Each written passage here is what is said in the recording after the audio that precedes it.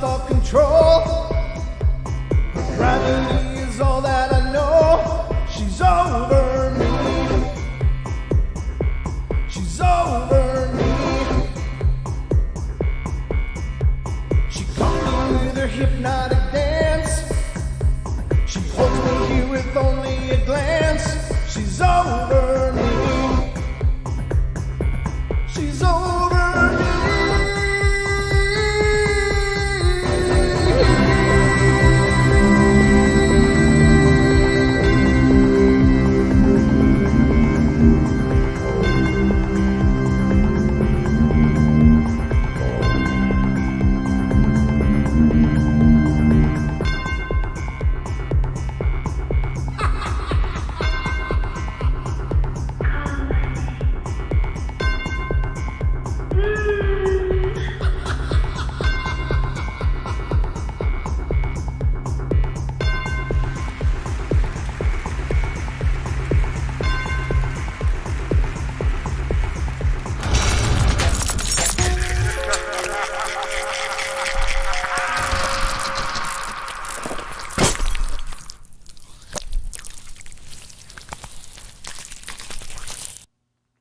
All right, everybody, welcome to our Humpday Humpday night celebration, which means you're halfway through the work week, but you're doing better than that because really, it's nearly New Year's Eve, which is tomorrow, right?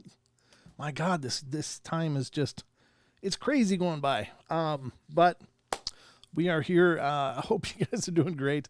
I had the rare and distinct pleasure today of shoveling about 8 inches of new snow, and I don't know how you guys spell fun, but mine is nothing like that. That was so. I mean, it wasn't bad because it was that light, fluffy snow, but man, we had a real gentle first part of the winter, which is fantastic for me because I just, I don't know. The snow's pretty, but I like seeing it on pictures and not in my real life experience. But it seems like we're kind of catching up all of a sudden. It's like, boom, after Christmas, we're just getting hammered here for snow. And, it is what it is, I know, but God, I can still whine, right? I take creative liberties to be able to whine on my own show. And so thank you all for being here.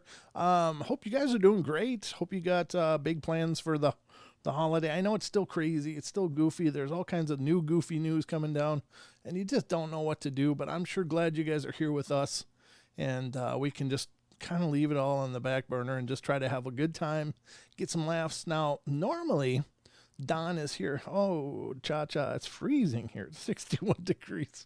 Oh, that isn't even nice. I don't know. I might have to time you out for that. Don is normally here, but he's he was all worked out today, and he had a lot to do to deal with the snow as well. So he just felt the roads were terrible, so he just opted to head on home, and he's going to try to join us in a little bit. So hopefully he can do that, and we can have our Wednesday night experience as usual. But I'm not sure how the internet's going to work because Don lives way out there in the sticks. See, I'm still in civilization here, but Don's out there where, the lines are a lot older in his neck of the woods. But anyway, hopefully he'll be able to join us. We'll see if that works out or not, but that could be happening. But otherwise, you got me, and we've got 2 fun-filled full hours of paranormal goodness right ahead of us. The phone lines are working, folks, so if you want to call in with some paranormal experience of your own, I'd love to hear from you. And you can call in by dialing 720-923-0500. Again, 720-923-0500, or look right up there because there's a tiny number under the words Paranormal Portal. That's the phone number. So if you want to call in and be a part of this, you are more than welcome. I'd love to hear from you. So what was I going to say? There's something else I forgot about, but I hopefully will remember before too long. But I got a lot of stuff. Great to see you guys coming in. Hello, Ruthie. Hello, Blue Line. Good to see you guys. Or you. I don't know if this is Adam or Jake we're dealing with now, but all kinds of love no matter which one you are. If both of you are here, that's great too. Spaces between. Hello. Is that Is that Paisley? Okay. I don't know. I don't know who we're dealing with here. So anyway, wow, blue line, you guys. 10 inches of snow, then 2 days rain, no snow, now cold and snowy again. So you guys are going to get a real solid ice pack out of that deal. That's almost worse than just having straight snow, because that rain really makes it rock hard. And talking about the snow, just for the record, to clarify that quickly. But yeah, good to see you. Spaces between. I also want you guys to know that I think tomorrow's Don's birthday. I'm not sure about that, though. It's either today or tomorrow. I'm terrible with dates, so I'm kind of struggling here. But make sure when you see Don, if he stops in, to wish him a really happy birthday, because he's part of the family, and obviously we love him, so want him to feel that family love. But let's see, I'm not remembering anything else. No, I got some new things to show you guys tonight. A new segment, a new mini segment. It's a small segment, but I'm really excited to showcase it for you guys tonight. I'll preface it a little bit, but all I can say is I hope you guys are ready, because it's hump day, and we're going to have a bucket full of paranormal fun.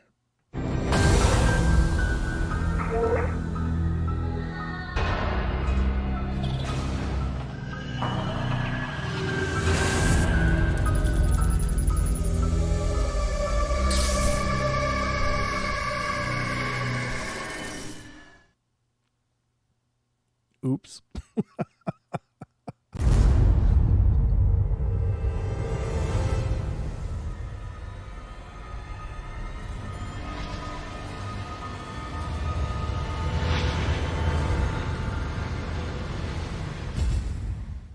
There we go. Got all kinds of new buttons now, so I'll have to do that. I guess I think Don's birthday is tomorrow, so I think I caught a clarification in the chat room there. So tomorrow, but if you're not going to see him tomorrow, you're not going to be able to talk to him. Wish him that today. Everybody needs their smiles. They need the love, and I think knowing that Don's at home moving snow, probably he's going to need a little more than normal. But anyway. Let's see. I guess we might as well get to it. Of course, what's the first thing we like to do on the portal? Well, I've got everything all reorganized here. I've been working really hard on this today. So let's go to have some news.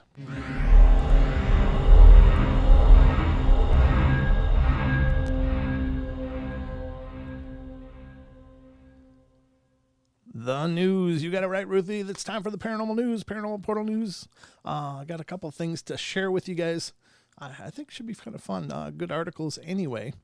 The first of which I think is an older story, but I just rediscovered it. And I thought, well, that'll be kind of fun to talk about, because there is a bit of a screenshot included with this of the alleged being. And you guys can weigh into this and decide what you will. Do you think it's legitimate, or do you think it's a bunch of horse hockey? Well, I guess you can have a look and be the judge. And I even set up this one. Wait, this one. Ta-da! So that's my new news window that I built today. So got that same newsy background and the article. So this is coming from Animalien.com. Mysterious giant was spotted in the mountains of Mexico. I didn't mean for that to be as breathy as it was. I was just out in the cold, and I'm a little, all kinds of froggy, actually, from that. So I'm doing my best. But mysterious giant was spotted in the mountains of Mexico. Citizens of a town in Mexico are on the verge of the discovery of a mysterious giant that some believe may have been either a Bigfoot or an alien. Is that really the image? I don't know what the background of this image is, but my God, if that's it. That looks really, really big. If these are trees back here, stay back. Oof. It says the significant event allegedly occurred last week on a communal piece of farmland near the town of Ciudad Valles. This was from May 27th of this year. So I guess it's really not that old. It's, 6 months or so. But it says an eyewitness to the strangeness, known only as Mrs. Antonia, said the sighting was about 5:30 in the afternoon. I was with my husband playing with our child, and we heard a boom, like an explosion, and we looked towards the hillside from where we thought the sound originated, and we thought maybe it was a landslide, says Mrs. Antonia, who could not believe what her eyes were seeing. A tall, thin man like a giant. This time was around 5:30 in the afternoon. I was very frightened. My husband mocked me, but when he saw that thing, he got scared and said we should get into the house, even though we were far away. The woman who claims to have seen something strange, a large being, immense looking like a giant, Antonia's story matches the testimony given by other residents. She was able to take a few photos of the beast, but it's difficult to discern precisely what is perched on top of the hill, and this allegedly is the photo. Wow. That would be really, really, really long arms for something like a Sasquatch, though. I mean, that literally looks like it has kind of the gorilla kind of proportions, with the incredibly long arms that reach the ground and the little stubbier back legs. I don't know, with the slope back. But it's very curious. It says, since the mountains are far away, I had to zoom in to make the creature even visible.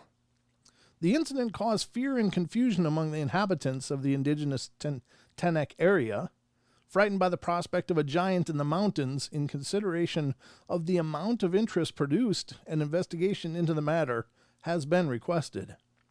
According to the statement given by Agustin Hernandez, a representative of the indigenous nation, there has been a lot of talk about the enormous figure on the heights of the mountain range.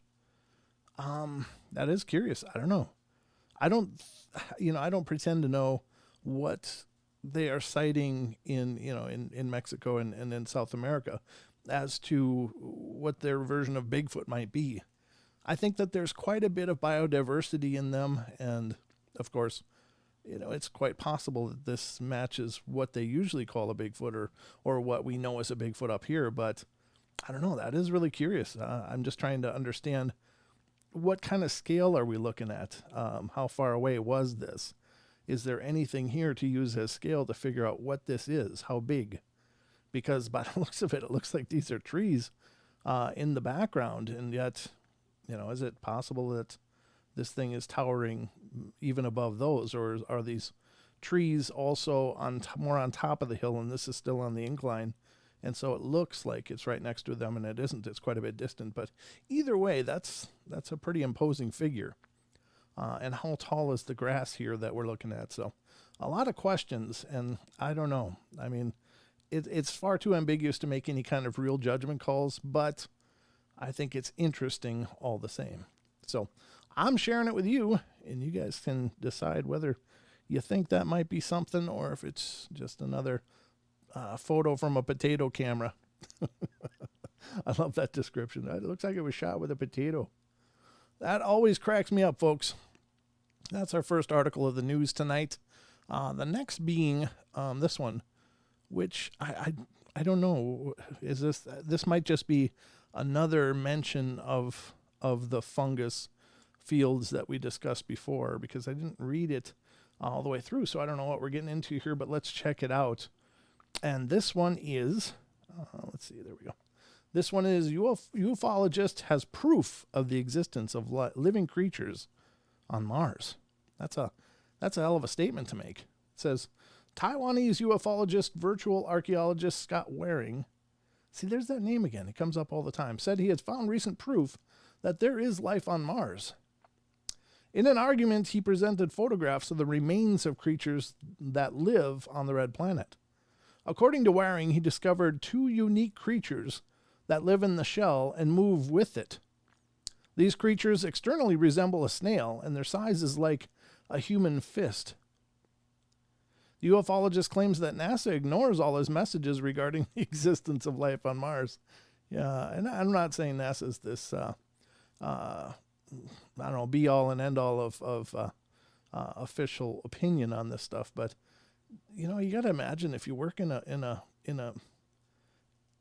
field like space exploration and stuff, you always got those people that call in incessantly with their ideas and their agendas, and they want to talk to somebody, and it's hard to take those people real credibly. But it says the researcher believes that NASA gives him what? That if NASA gives him control of one of the rovers, then in a few months he will be able to reveal the whole truth about life on Mars. Yeah, that's never going to happen. They're never going to say, here's a rover, just go ahead and take it for a spin. Make sure you gas it up before you go. I don't know. That's probably not going to go very far. So it's some guy's idea that maybe these are snail-like creatures that kind of drag the shell with them. I don't know. It's possible there's all kinds of life on Mars. It's possible that it's more subterranean. I don't know about living above the soil as much, but maybe. I don't claim to know that much about Mars, but it doesn't seem like there's much for anything to subsist on as far as organic, matter or means of finding nutrition. But then again, I'm not Martian, so I don't know. But there you go. That's another article. I'm sharing it with you because, whoops, that was the wrong button. This is going to happen a little bit, ladies and gentlemen. I'm trying to get used to my controls here. But I think it's fun to talk about those kind of things because, yeah, it's possible. It's possible there's life there, but I don't know. I'm not sure what this guy is using to generate this kind of research other than some ambiguous photos. Now, I do believe that people have found some incredible stuff on NASA photos that at least warrants further discussion and study. And so I don't mean to take that away from the guy. I'm sure that, maybe he's seen something that really substantiates his claims, or maybe he's seen a lot of something that really substantiates his claims. But I don't think they're going to hand over $1 billion rover and say, here, just take it for a spin. That's a hell of a request. But anyway, he's making the request. Good luck to him. And if you find something, we'd love to hear about it. But I don't think that's going to happen anytime soon. So, yeah, okay. I got to get used to the way these look. Because I'm going to be happy clicking all kinds of stuff here if I'm not careful.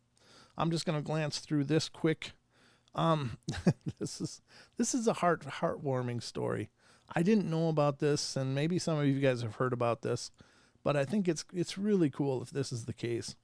Because what a perfect ending to an icon of the science fiction world. And that is, coming from unexplained-mysteries.com, Scotty's ashes were smuggled aboard the ISS.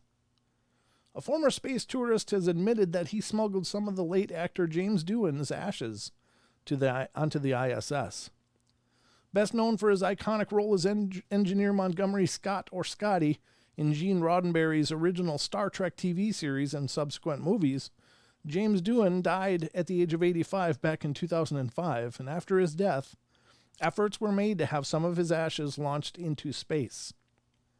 On April 28, 2007, a memorial rocket launch which also carried the ashes of astronaut Gordon Cooper, flew into space for a 4-hour suborbital flight before returning to Earth. The following year, Doohan's ashes were placed aboard a Falcon 1 rocket with the intention of launching them into low Earth orbit. However, the rocket failed 2 minutes after launch. 4 years later, his ashes were again launched into space, this time aboard a Falcon 9 rocket as part of the COTS Demo Flight 2 mission. As it turns out, however, there had actually been another successful effort to send Doohan's ashes into Final Frontier, one carried out by space tourist Richard Garriott, who had launched to the International Space Station for 12 days back in 2008. Backed by Doohan's son, Garriott had smuggled a small card containing some of the late actor's ashes up into space with him, where he hid underneath the cladding in the station's Columbus module. In a fitting tribute to Doohan, they have since traveled more than 1.7 billion miles through space. So that's kind of cool. I don't know. I was never a huge fan of the original Star Trek. I mean, I appreciated it for what it was, but I really wasn't into that back then. But I did like the Next Generation and all of the spin-offs and stuff. I enjoy the Star Trek universe quite well, and I guess it gives me hope maybe someday we can figure this stuff out. But I think that's neat. And of all the characters on that, Scotty was by far the most likable, I think. He could fix anything. Give it all, she's good. So that's kind of a cool story. True or not, I don't know. Maybe. If it is, that's awesome. All right. And let me glance, see if there's anything more. I think that's going to wrap it up for the news. But it's time for our next new segment, ladies and gentlemen. And this is one, it's going to kind of maybe be a spinoff of the news. So I'll keep it under the news umbrella here, but started a new segment. Now let me set this up a little bit because I think it's kind of funny. And I think it's maybe fitting a little bit. And you guys can tell me what you think. But here, we don't get a lot of it, but every once in a while we get some, I don't know, just really socially challenged person that just wants to unload and, be really disrespectful and really hurtful and such. And so I'm like, normally I ignore these things, but I'm like, the people that do these things are so emboldened by the fact that it's the internet. I can say whatever I want, and they just put stuff out there, and it doesn't help any conversation. It doesn't help to change anything. It's just people being really just mean. And so I was like, you know what? Rather than just bury those or even, try to do anything else with them, maybe we should put them on the show. So we're going to showcase some of these mean comments, and believe me, my feelings aren't hurt by this at all. I think people can say whatever they want, but I figure, well, if they're going to be a socially challenged person, then at least I can give them some attention for it. So, ladies and gentlemen, the new segment of our show, which is a very quick segment, is called Comments from the Cheap Seats.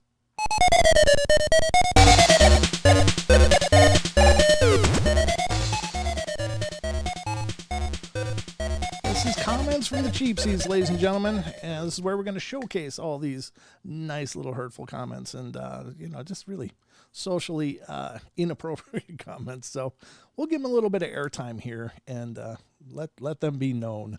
Let them be known for their moment in the sun. They're going to take the time to write these, then I'm going to take the time to give them a little bit of notoriety. So tonight's comment, and there is just one. Where the hell did it go? Oops. Okay, here we go. Tonight's comment. I gotta try to blow this up. Hold on a sec. There is coming from L-E-L from YouTube. She's just on the races right away. As soon as she's touching the keyboard, she's running with it. She's like, I ran into your show on the podcast player. Does the local junior high get together and practice their creative writing skills on this podcast? Do the most bored people in the world that just need to talk call into this? I don't get it. This is a paranormal advice column. This guy this guy does not seem to have any expertise in the field and giving advice to people on the subject.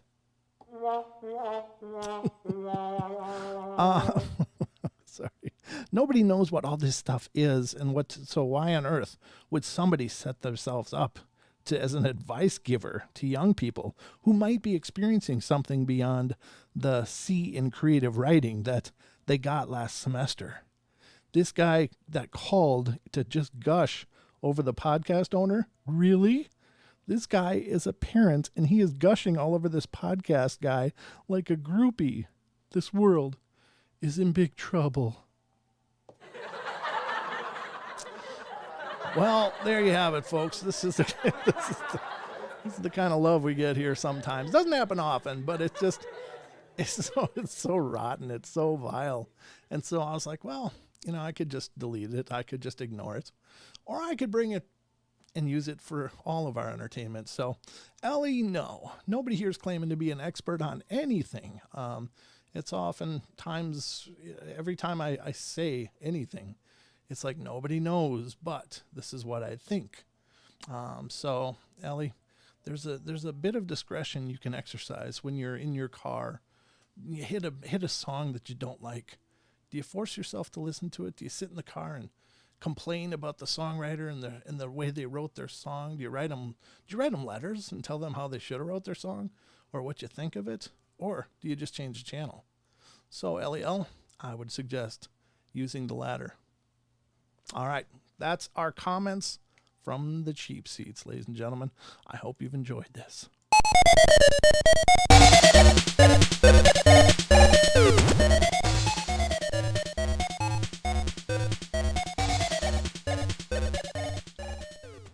All right, folks, and that's going to wrap up our news segment tonight. I hope you don't mind. Hope you don't mind. Let me know what you think of the comments from the cheap seats. I think it's again, if they're going to be cruel, at least I can give them a little attention for it. So that's going to wrap up the news. So let's get back to the rest of the show.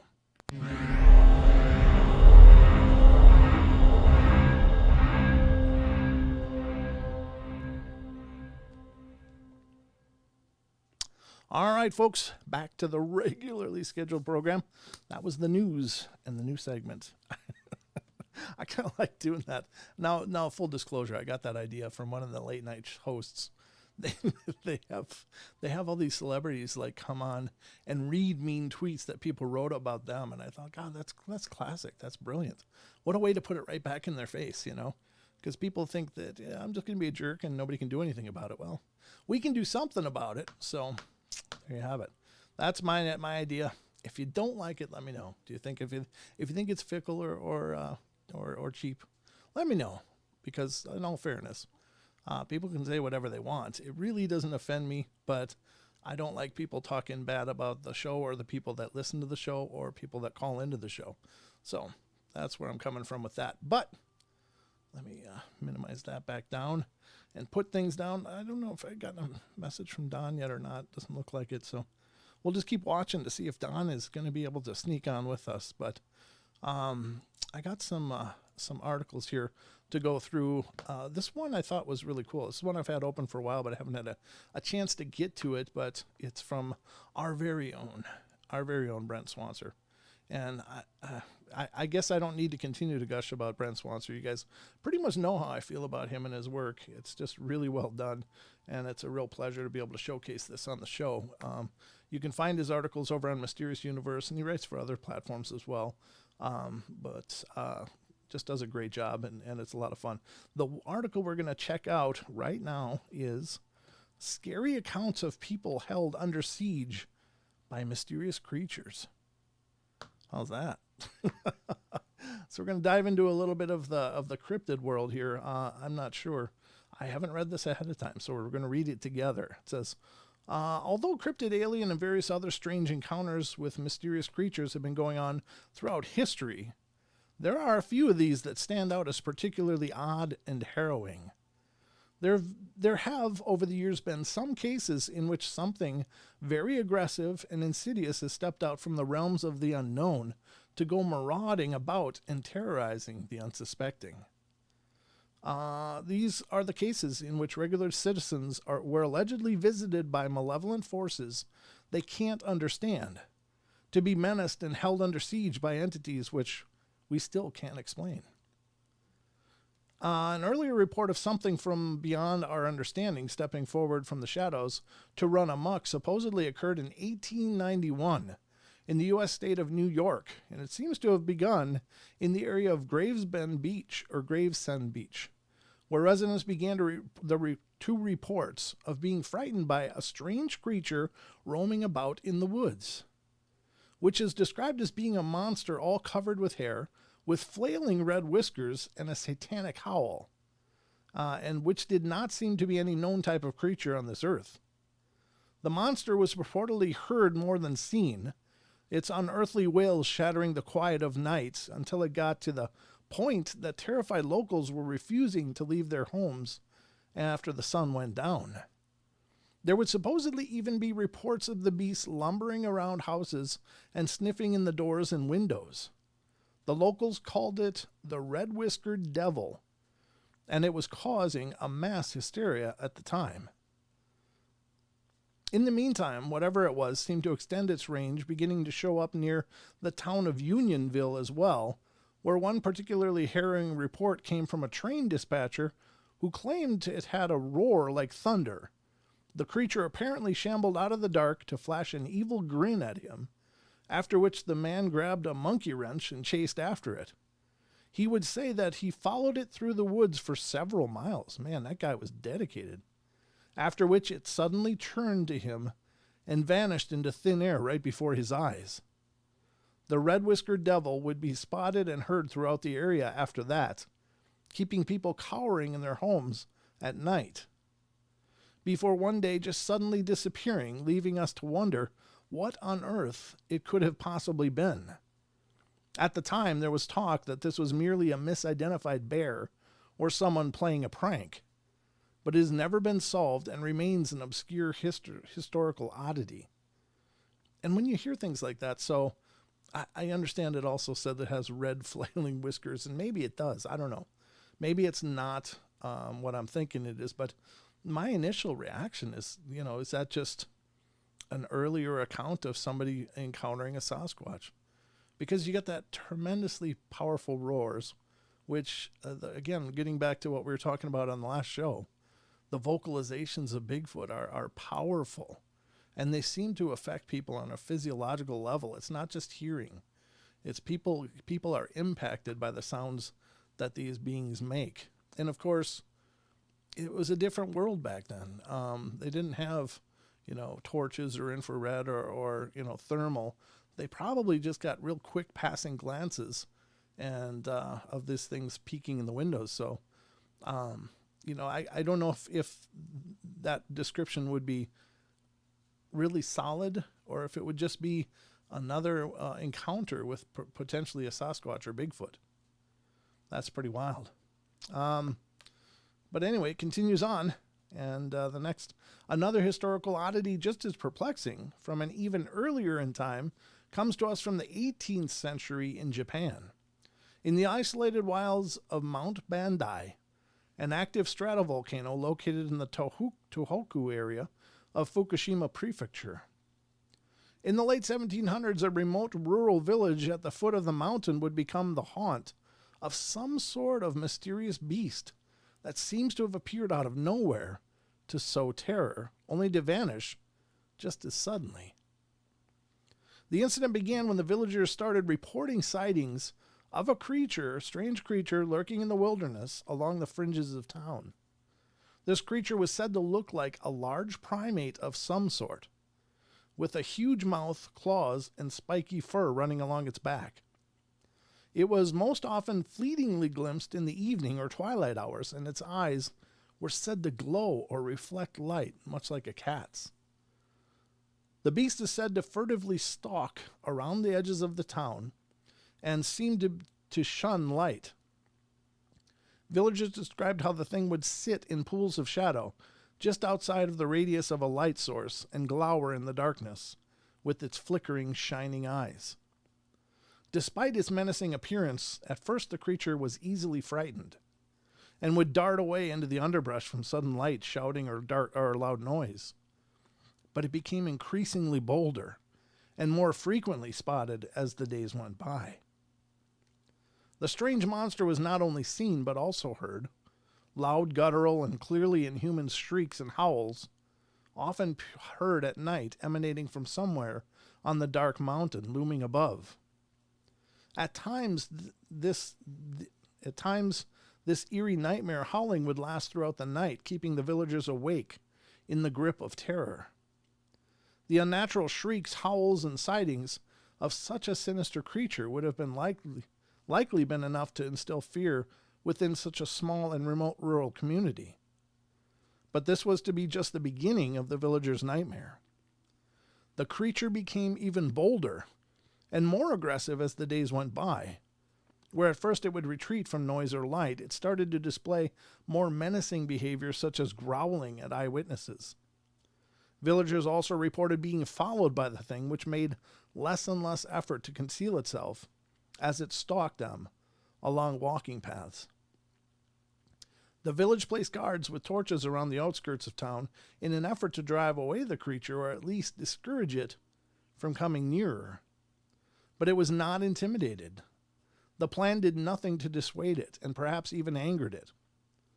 Several night watchmen described being rushed from the darkness by the creature and retreating from their positions in terror. Adding to this tense situation were reports that numerous livestock animals were turning up dead and mangled as if by some powerful predator. and there were also many claims that animals were just disappearing without a trace, suspected to also have been victims of whatever was menacing them. One farmer claimed to have spotted the mysterious creature killing a dog in the field. According to the man's account, the thing had already slain the animal and was in the process of disemboweling it, and when it was spotted and subsequently dragged its mutilated prey into the trees.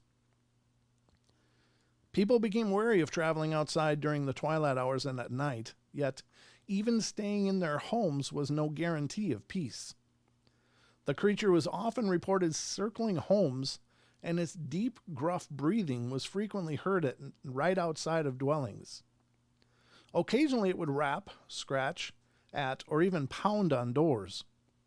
Windows and walls, almost as if it was testing the structure for ways to enter as the terrified occupants cowered in their homes. It was also not uncommon for people to hear the thumping or its heavy footsteps across their roofs. One particularly harrowing account comes from a family of farmers on the very outskirts of town who had their home actively attacked by the rampaging beast. In this case, the creature was said to have charged the doors full force while roaring in rage, and the doors rattled in their frames, threatening to cave in. The furious monster was also reported as hurling large stones at the dwelling. When it failed to gain entry, the beast slunk back into the woods, leaving the house badly damaged and the petrified occupants, no doubt, scarred for life. As the time went on, several children disappeared, with some reportedly taken directly from their own homes. The creature was even purportedly seen kidnapping children and dragging them screaming into the night as helpless villagers looked on in horror. Attacks on adults began to occur as well, and although the creature was not successful in killing any of them, some villagers were bitten, mauled, or at the very least left badly shaken. One village man described how the creature came so close to him during an attack that he could smell its breath, which was described as smelling of rotting eggs and fish. He was only able to escape it after allegedly poking the thing in its eyes.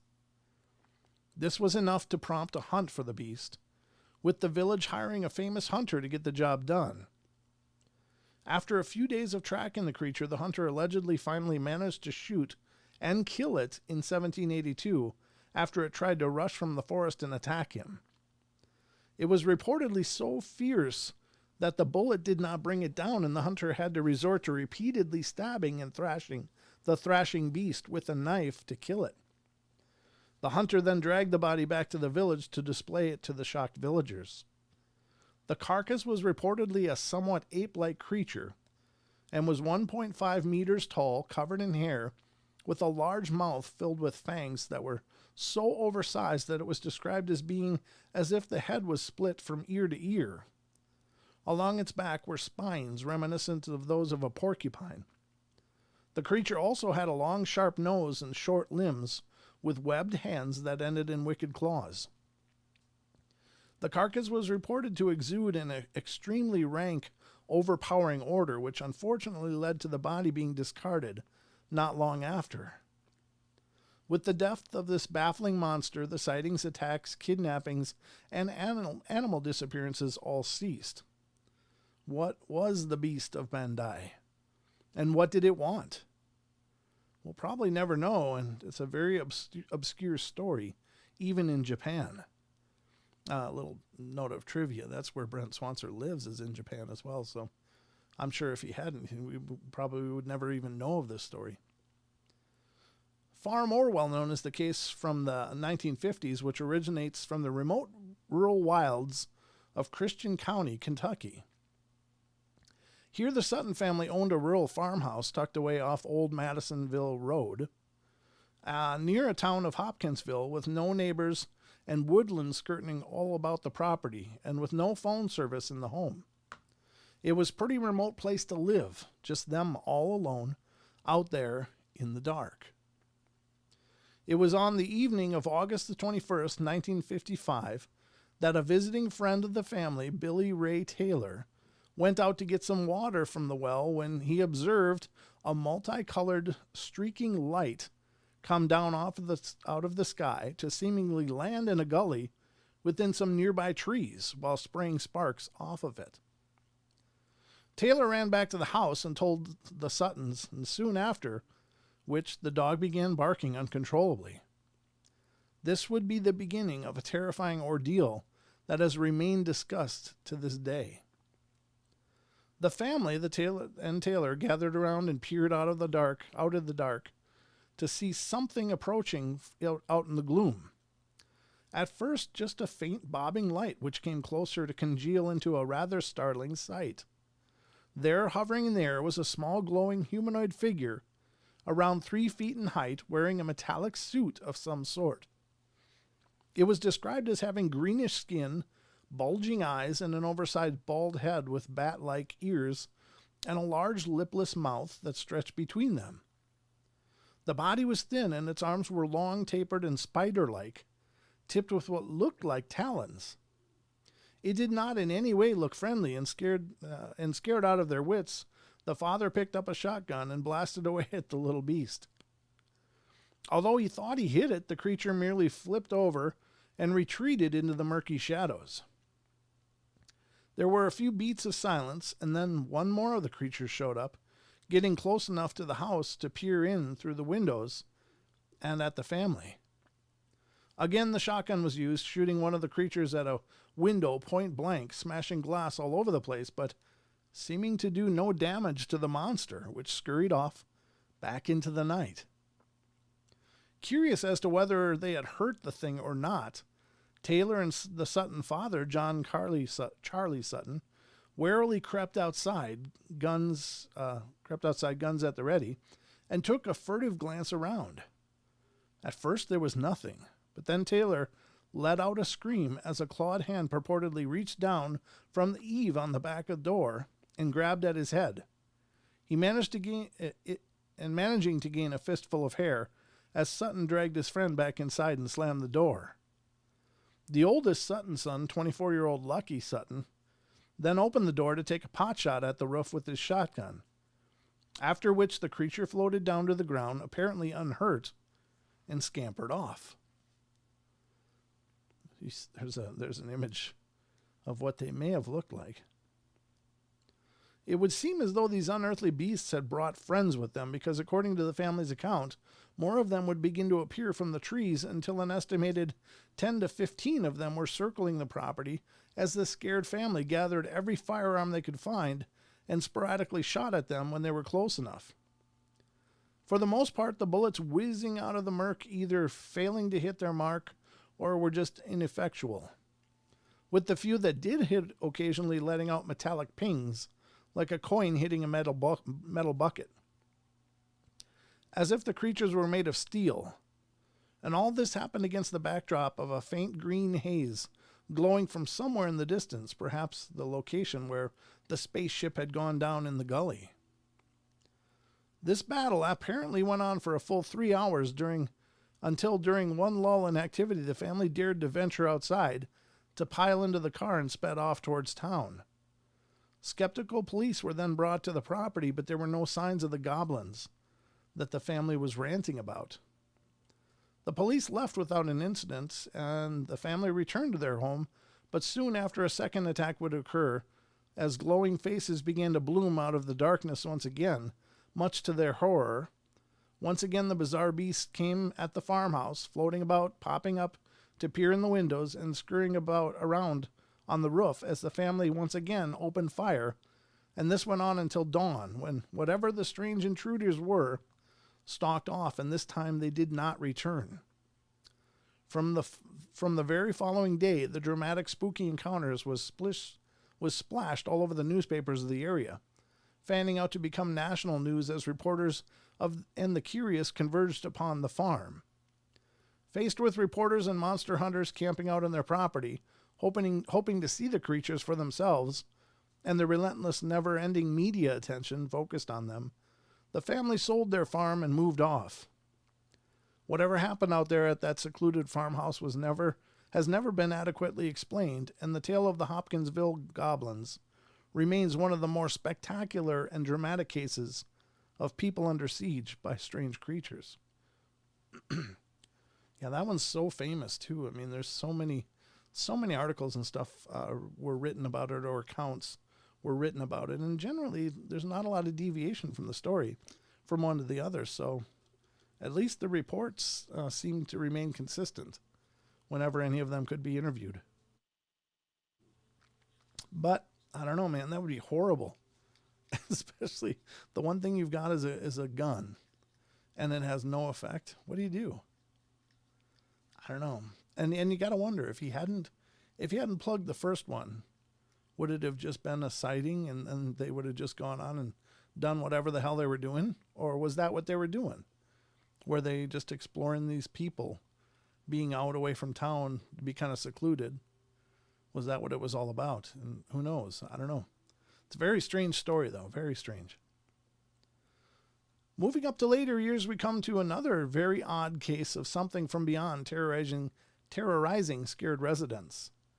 In this case, the terror would come from the small community of Enfield, Illinois, located in the southeastern corner of the state. It was normally a secluded, quiet community where nothing much really happened, but on the evening of April 25th, 1973, all of this would change, when a bizarre beast would come calling to leave a trail of bafflement and mystery in its wake. The thing was first spotted by 10-year-old Greg Garrett as he was out playing in the backyard of his rural home as his parents watched TV inside. The boy would claim that as he had been playing, a hideous, nightmarish beast had emerged from the night, described as being around 5 feet tall, with 3 legs, short, stumpy arms tipped with taloned hands, gray skin covered with slime, and disproportionately large red eyes. This monster had supposedly lurched towards him to stomp on the boy's feet, ripping his shoes with its claws, and in the process before he had retreated to his house in terror. Police who arrived at the scene could find no trace of the entity the boy had described, although the very upset witness was inconsolably terrified and insisted that it had been real. Nevertheless, it was mostly written off as a young boy's wild imagination, and no one thought much of it at the time. That's how it always starts. It always starts that way. Garrett would be somewhat vindicated when a mere half an hour later, the creature would make another appearance, and this time in the yard of the Garrett neighbors, Henry McDaniel, and it startled when McDaniel's children claimed to hear something scratching at the outside of the house. And when he went to investigate, he too heard the odd scratching noises. McDaniel at first thought it must have been some sort of animal, perhaps a stray dog or cat, and went out to confront whatever it was. When he opened the door, what he saw was no dog. There, looming over the front porch, was a bizarre monstrosity which would prove to exactly match the description of what little Greg Garrett had just seen just half an hour before. McDaniel would later describe it to authorities thus: it had 3 legs on it, a short body, 2 little short arms coming out of its breast area, and 2 pink eyes as big as flashlights. It stood 4.5 feet tall and was grayish colored. It was trying to get into the house. The beast continued to circle the house, scratching away at the walls and doors and hissing like a wildcat. And thinking enough was enough, McDaniel grabbed his hunting rifle and shot it at close range, according to him, hitting it dead on. It then reportedly leapt away at a frenetic rate, allegedly covering 75 feet in 3 spectacular leaps, before disappearing into the darkness. The terrified man called the police, claiming to have seen a monster from outer space, and when authorities searched the area, they discovered a series of footprints that measured 4 inches across and looked like those of a dog, only with 6 toe pads rather than the usual 4, and seemed to be of something with only 3 legs based on the layout and the fact that one footprint was smaller than the rest. They also found some curious scratch marks on the outside of the house that corroborated the story of some creature trying to get in. Yet despite these findings, authorities were skeptical of McDaniel's spectacular claims. So there's 2 claims that are very separate and yet corroborate each other. I don't know. At what point do you quit being skeptical and just do your job? The creature would reportedly come back to McDaniel's house again, this time simply wandering about on some nearby railway tracks as the witness stared on, with a mixture of awe, wonder, and fear. It was McDaniel's report that would really launch the mysterious creature into the spotlight, and soon newspapers were calling it the Enfield Horror. The publicity drawing in people from all over the country looking to get a look at it.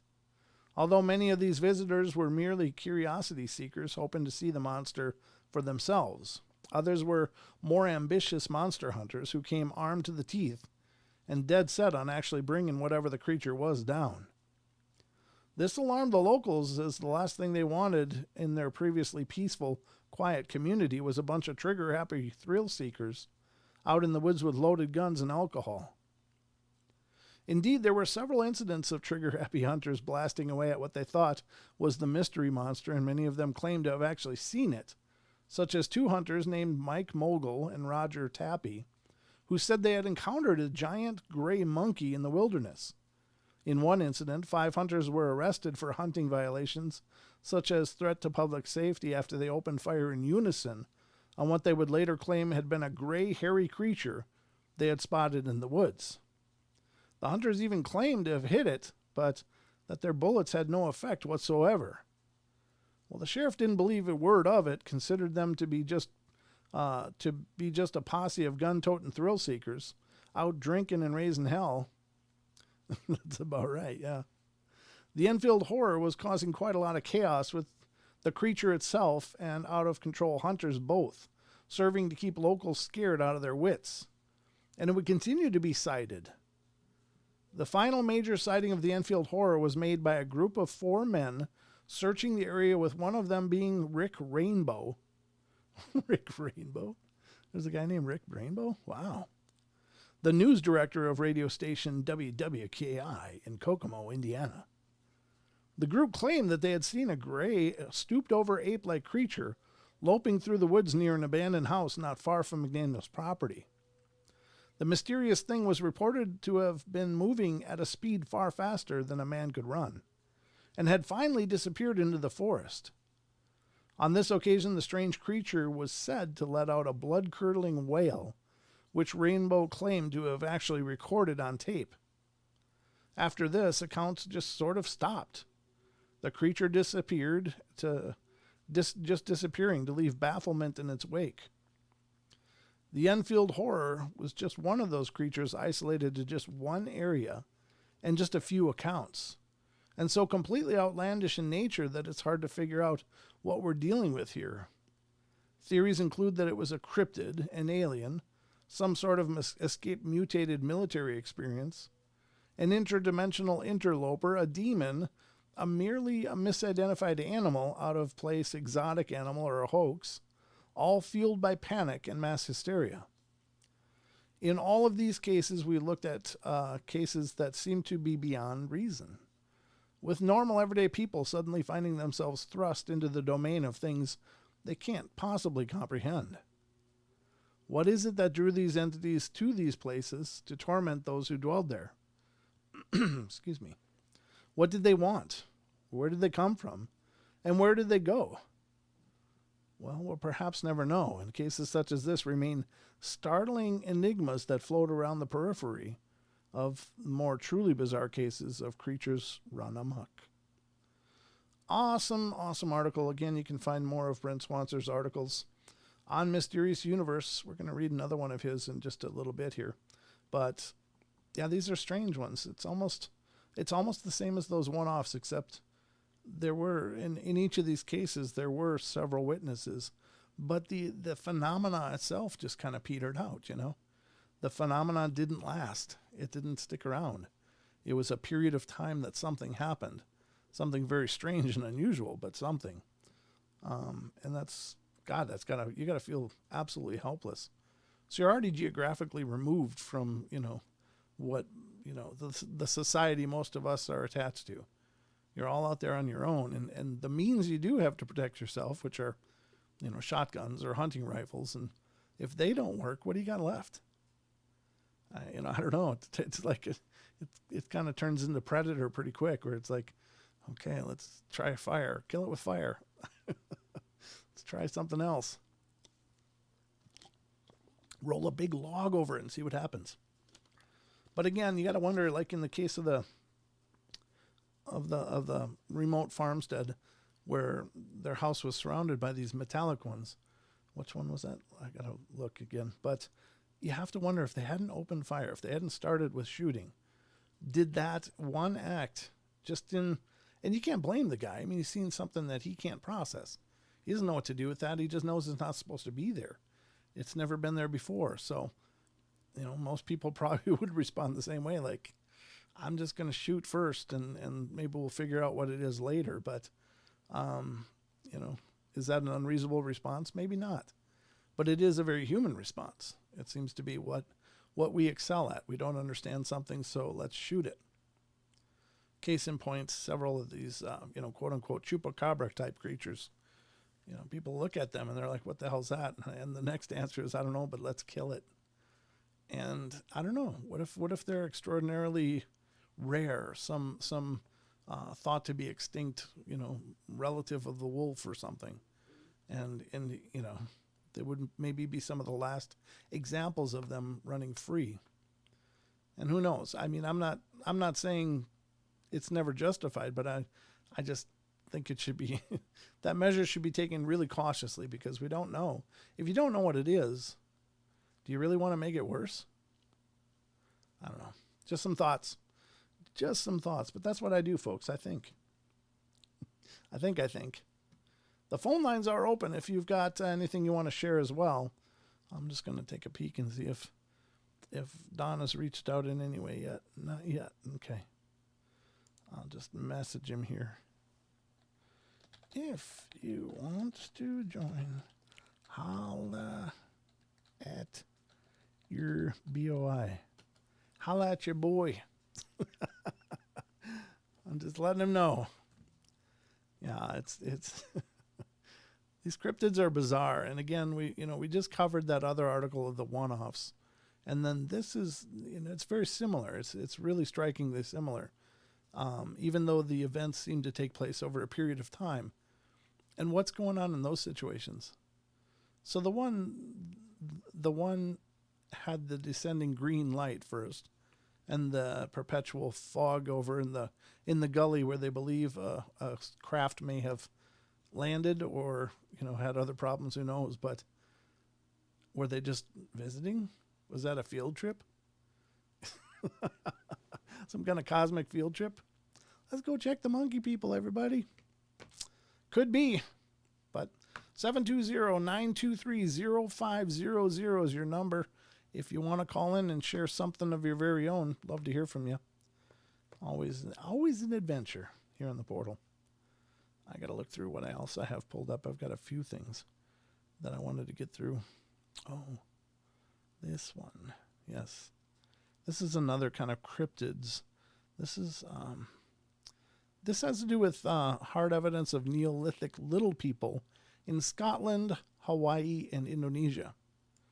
Now, oftentimes you'll hear the study of the Orang Pendek, and that's basically this cryptid that is seen around Sumatra in Indonesia, and Sumatra's the northernmost isle of Indonesia, but right on the fringe, right across from Java. But the Orang Pendek is, I think it might just be another kind of chimp or orangutan that hasn't been identified. Some relative of the orangutan, because the descriptions of them are so similar.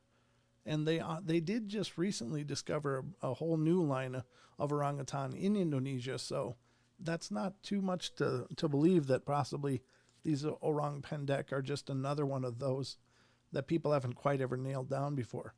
I don't think that they're the same thing as the Homo florensis from the island of Flores, where they found the cave full of diminutive bones, like a graveyard or whatever. And the story, of course, that goes with that is that there were these little people on the island of Flores, but as I understand it, the villagers kept losing children and stuff to these little people, and they were taking them and, I'm sure eating them or whatever. So the villagers all decided to band together and go to where they knew these things were, and trap them and possibly smother them in their cave. And so that's what's very well could have happened. Now, I don't think that's the same thing as the orang pendek. The orang pendek is described very much like an orangutan in size. So it's 3 to 4 feet tall, pretty small. It runs. When it runs, it's got its arms up like this. Ooh, ooh, ooh.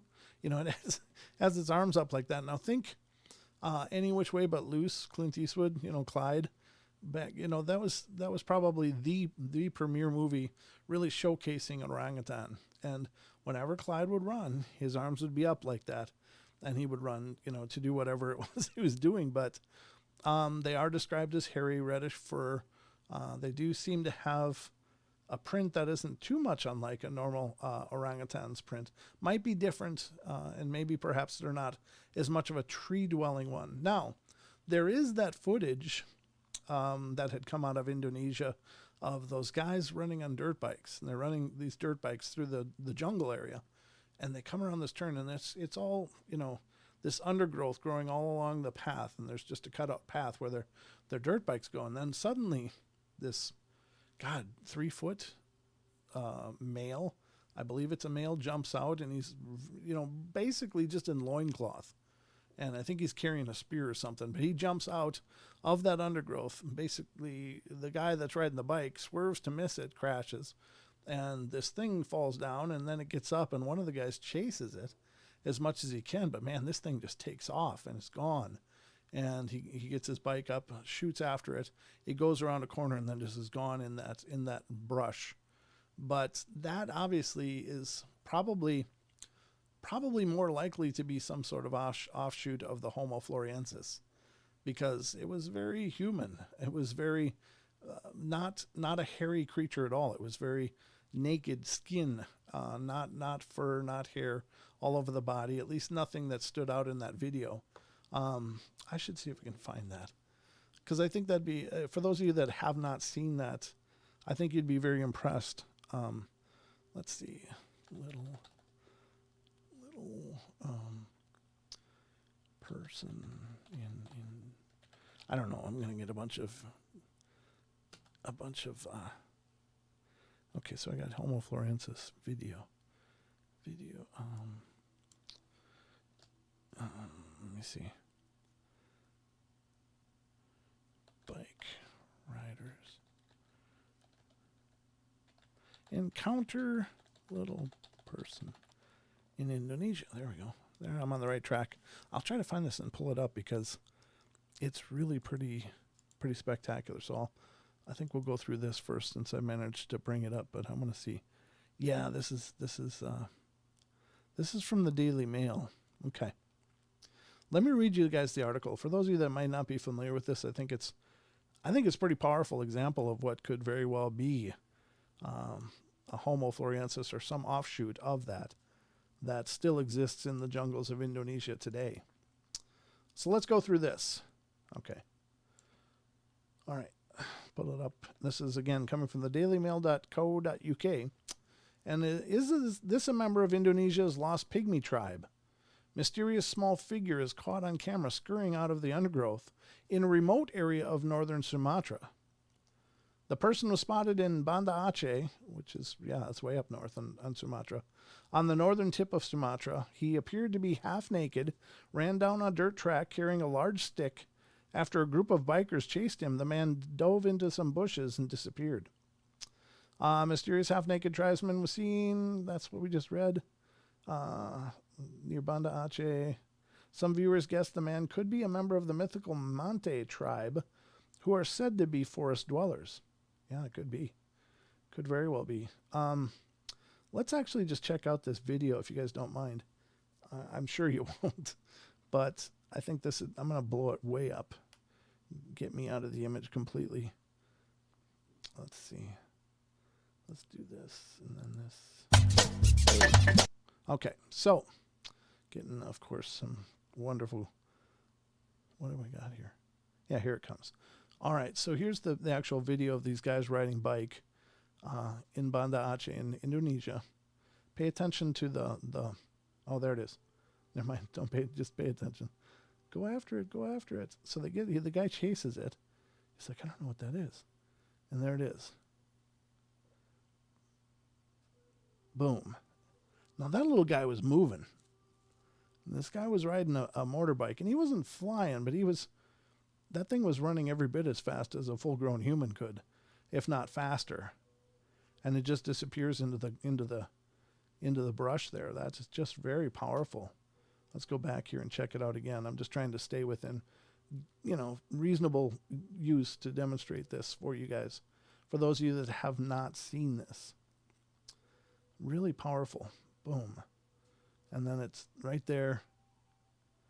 And there's so much you really can't see due to the quality of the film. I mean, it's not horrible. It's not quite the potato cam that we're used to seeing, but I mean, it does look like a primitive person. Let's see if we can get a better angle on it. I'm just looking for different parts. When it comes out of the bush, I thought was really interesting. Yeah, I guess if there's a rumored to be a pygmy tribe, that looks like it's about it. Let me go back now a little bit. I'm just going frame by frame here to see when that thing comes out. Dun, dun, dun. That's going to take a little long. Okay, so you really can't see how it ends up jumping out there, but it kind of comes off of here and it shoots out, and the guy kind of veers to miss it and crashes his bike. But then, let's see, where are we at here? So he does that corner. Here's kind of the interesting part. He's doing that corner. This is the figure up here. I think you guys can see this. Let me make sure it's framed correctly. Yeah, so it's up here, right up in here. And we'll go frame by frame and check this out, but oops, I got to get on the right screen here. Let me go back a little bit. But that doesn't look like a child. I mean, that does look like a full form body. I don't know if it has pants on. I think it's just a loincloth. This is a little bit laggy. Let's go the other way. Oh, it's being really problematic here, but I wonder if they've gotten any better. And then the rest of the video is them just trying to poke and see where it could have gone in those reeds or those weeds or whatever. And they never do see it after that point. But it is pretty powerful. Boom, there he is disappearing, carrying some sort of spear. So anyway, that's probably going, at least has a potential, I would think, to be what the Homo floresiensis is. I'm not sure if other people are agreeing to that or not, but I think it is. I think it was kind of the purpose of that article, though, was to say, is this the same thing? Chases them. So it says, the footage shows one of the bikers falling to the ground as the mystery figure runs away from the group. One of the bikers continues down the track in pursuit of the skittish man, who jumps into the bushes on the side of the road. The group stop at the spot where the man disappeared and look for him in the bushes. The grass is so high that they can no longer see the figure as he slipped into the trees behind. Group of the motorcyclists venture into the bushes to try and see where the tribesman went and to find the large stick he was carrying. Some viewers think the mysterious man is a member of the lost pygmy tribe in Indonesia. The mythical Mante tribe are said to be smaller than the average man and flee when they see people from the outside world. The only record of the supposed tribe was in the 17th century, when it was claimed 2 Mante tribesmen were captured and presented to the Sultan. But most people think the Mante people were simply legend. So this is talking about the skull from the cave. In 2003, archaeologists found evidence of ancient race of small hobbit-like humans on the island of Flores on the other side of the archipelago. Archipelago? I hope I'm pronouncing that right. Homo floresiensis are believed to have been around 3.5 feet tall and lived around 50,000 years ago. Fossils of the Flores hobbit showed that The early people had small brains and no chin. It's hard to know what this guy had. There's just no real clear shot of it. While some scientists believe species were completely separate from the modern human, others argue Homo florensis just had growth problems. Since being released on March 22nd, the video has been watched more than 2 million times. There are thought to be 7 tribes who still live in the northern province of Aceh. The groups who live in remote stretches of Sumatra are mainly farmers and gatherers who live off the land. It is unknown when the northern province the video was taken. The Alas tribe work in forests to fell timber and collect resin, rubber, and incense in the southeast of the province. The people farm rice and coffee and also raise livestock such as horses and cows.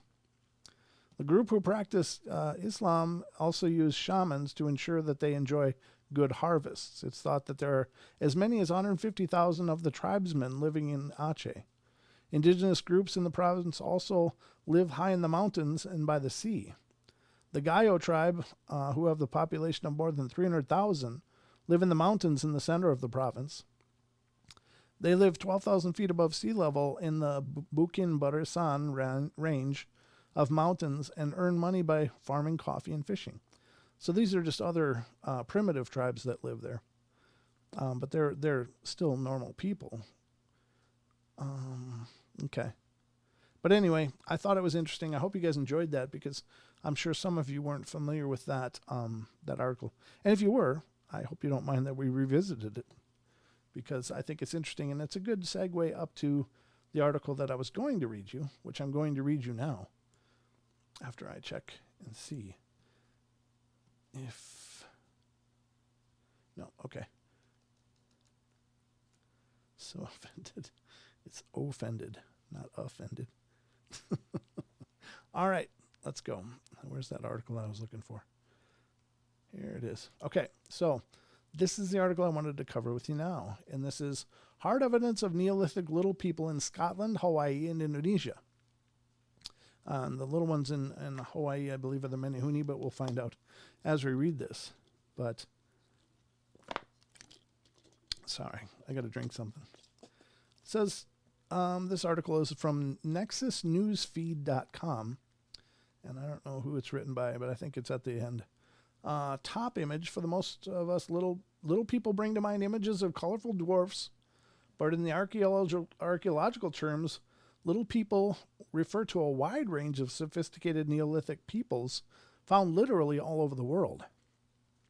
From the lush, foggy hills rolling through the Scottish Isles to the primordial peaks of glorious Hawaii and all the way across the globe to the wild rainforests of Indonesia, evidence of little people, dwarf species, is emerging from the depths of prehistory. It's difficult to decipher the difference between myth, legend, folklore, and historical fact when objectively delving into these island-dwelling short people. The easy way is to hop into the rigid, biased academic bandwagon and belittle such concepts as nothing more than ancient fiction, but this position is textbook flawed reasoning. I agree completely.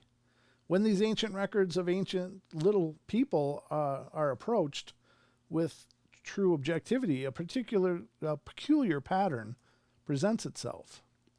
The Scarabrea, the Neolithic little people of the Orkneys. Scarabrea is a small cluster of very strange ancient stone dwellings found on the Scottish Orkney archipelago. And the only thing stranger than than this, I gotta blow this up. This is mini.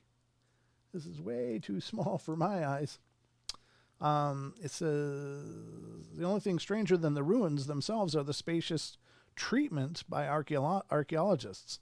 Originally, these 8 Neolithic houses were subterranean, hidden beneath a mysterious mound that was wiped away by a violent storm in 1850 AD. 18 years later, the first amateur excavation occurred, after which the ruins were abandoned.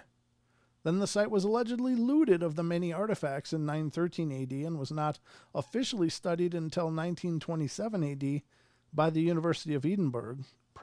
Professor Gordon Childee came to the feeble conclusion that this site dated to 500 BC, but this was obviously incorrect. And in the 70s, material from the site was carbon dated to 3180 BC.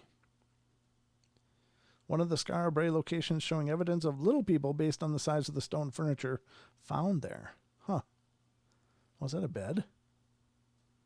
That's kind of wild, right? Says these 8 dwellings came complete with stone beds, a central hearth, shell midden insulation, and indoor toilets draining outwards from the structures. But most interesting of all are the dimensions of the doors and the beds. The doorways and beds barely reached 4 feet, 1.2 meters. And so the only logical conclusion to make from these dimensions is that the inhabitants were indeed diminutive in stature. In other words, these were little folk living underground. Aha, that's where they've been. We knew they were out there somewhere. This fascinating oddity is deliberately overlooked by the academics who have also managed to neglect and misplace precious artifacts over nearly 2 centuries of haphazard excavations and biased studies. Equally enigmatic is the inescapable fact that these dwellings were suddenly abandoned. We inhabitants seem to have been in a terrible rush to flee their homes, vanishing into history, leaving behind all manner of possessions. For example, stone spheres equal in weight and circumference, with 3-dimensional designs on them, and whose purpose is a complete mystery. Skara Brae is one of the related group of anomalous sites now designated collectively as the heart of Neolithic Orkney World Heritage Site.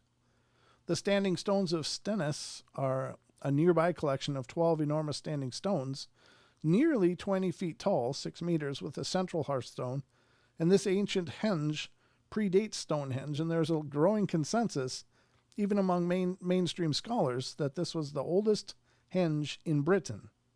The Ring of Brodgar is another spellbinding site within the Neolithic cluster, and this site contains an astonishing 13 artificial mounds not properly excavated, alongside 30 to 60 more gigantic standing stones, all astronomically aligned.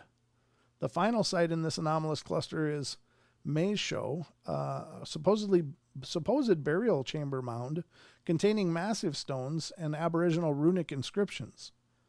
And all these sites are connected by a series of low roads, which proves beyond a doubt they were built by the same dwarvish little people who inhabited Skara Brae.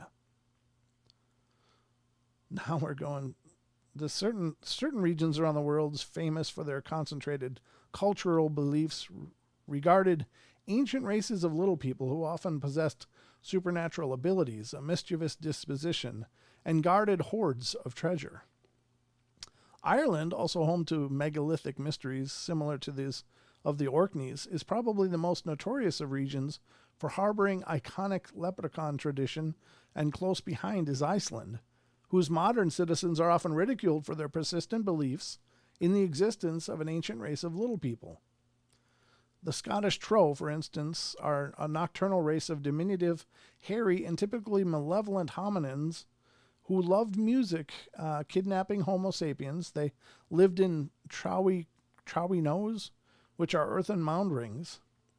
The tradition is virtually identical to the Scandinavian belief in dwarves, trolls, or elves, and the Scottish cluricans, okay, those are the ones Don likes, because they're supposed to be like leprechauns, but they like to drink, are essentially the same as the Irish leprechauns, sharing with them their small size, heavy drinking, and treasure hoarding habits.